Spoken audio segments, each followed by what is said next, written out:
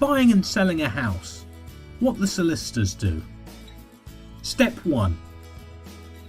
The estate agent finds a buyer, agrees the price, then writes to the solicitors with the details. Step 2. They write to their clients with their terms of business. To protect against property fraud, you'll have to provide ID to prove it really is you. You may also have to show how you acquired the money, so it is clear it is not the proceeds of crime. Step 3.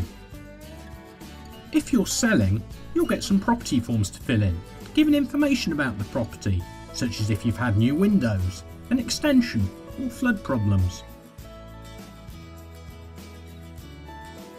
You'll also fill in a form confirming what items you'll leave at the property.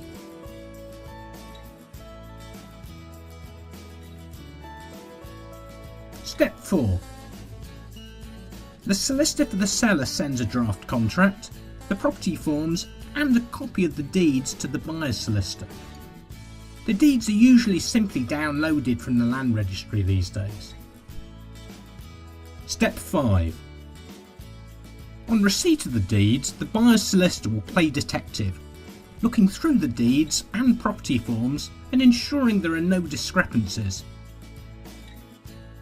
They'll also check for any necessary rights of way you have over neighbouring land, for example a shared drive or a shared back lane. Rights that neighbours may have over your property, for example a right to use a shared path. Private agreements in the deeds that restrict you building things such as an extension.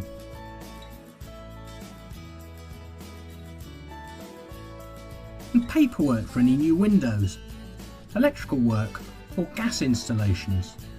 Inquiries are then raised with the seller's solicitor to iron out any discrepancies.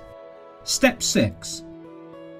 Next, there are 3 usual searches carried out by the solicitor. A local search, which reveals things such as building works done to the property. An environmental search, which reveals whether the property may be built on contaminated land. And a drainage and water search, which shows where the pipes run and confirms whether the property is connected to the mains. Step 7. The seller replies to inquiries, then the buyer's solicitor sends a report to the buyers explaining the deeds and the paperwork. The buyers then sign the contract in readiness for exchange of contracts. Step 8.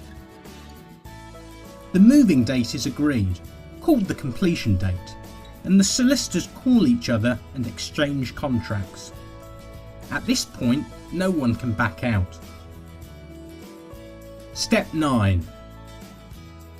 On the day the sale completes, the purchase monies are sent via the banking system. Once it arrives with the seller's solicitor, the estate agent is called to say that the buyer can have the keys. This is usually around midday.